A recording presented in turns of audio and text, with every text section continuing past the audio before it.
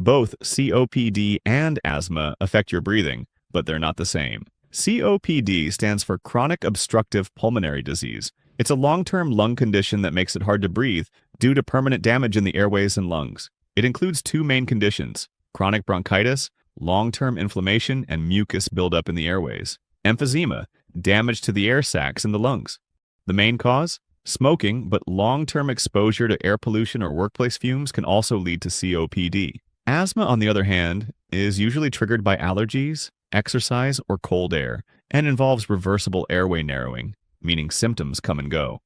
Key differences between COPD and asthma. Age. COPD usually develops after age 40. Asthma often starts in childhood. Causes of COPD include smoking and environment, and for asthma include genetics and allergies. Progression. COPD gets worse over time. Asthma can be well controlled. Reversibility. Asthma improves with inhalers. COPD damage is mostly permanent. Symptoms of both can include coughing, wheezing, shortness of breath, chest tightness.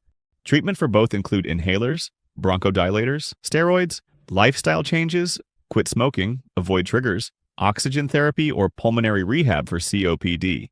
Knowing the difference is crucial because the approach to treatment and long-term outlook is not the same. If you found this helpful, hit like and subscribe for more medical animations.